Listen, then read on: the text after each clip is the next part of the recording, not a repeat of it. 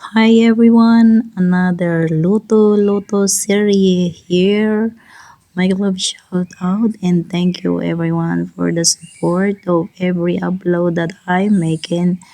Thank you so much guys. Have a good day. Hope you like the video. Like, comment, share, and subscribe. Thank you so much. Naku, luto na ang fried rice. Hindi na natin naumpisahan ng niluluto ng fried rice.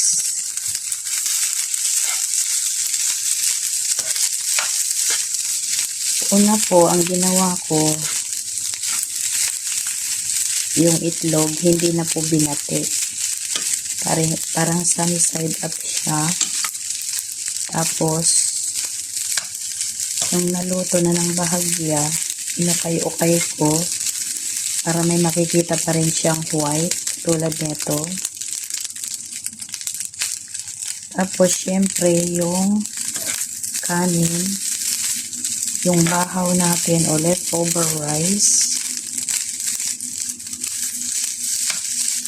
hinalo natin at ito na yung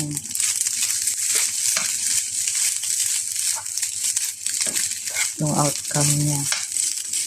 So, nilagyan na natin siya ng asin to taste. Yan na yun.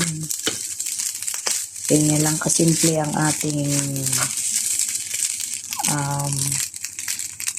premiere today. Fried rice, red fried rice with egg. Tapos may ulam naman tayo, hindi lang ito yung ating pagkain. So meron din tayong steamed fish para may lasa na. Miyerkules Santo po ngayon, so mag-ano muna tayo sa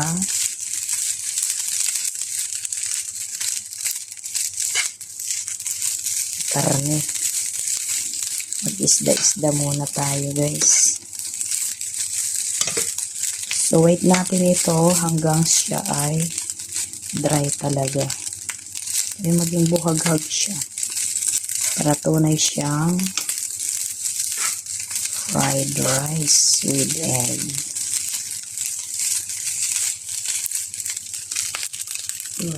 Oh. Sumaret-sat. Ayan.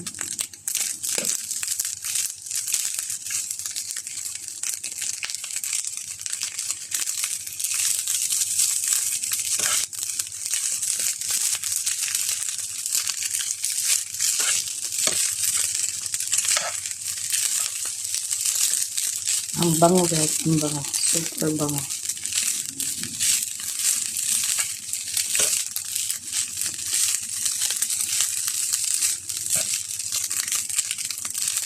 Brown rice po yan.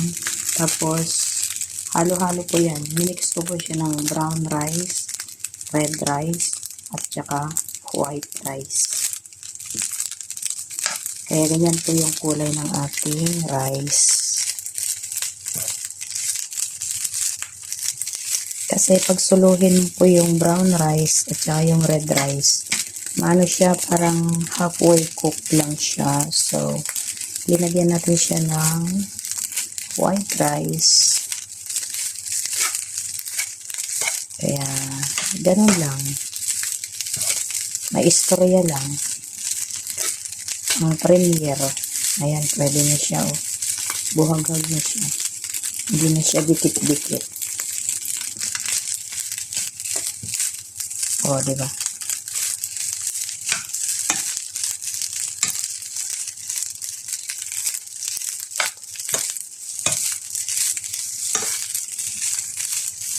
Ang bango.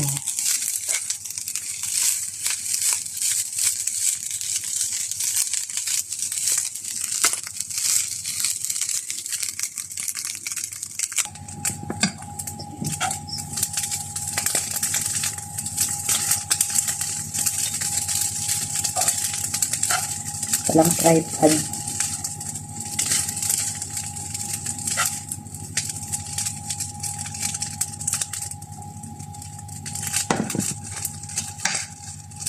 Yan po yung nagluto, guys.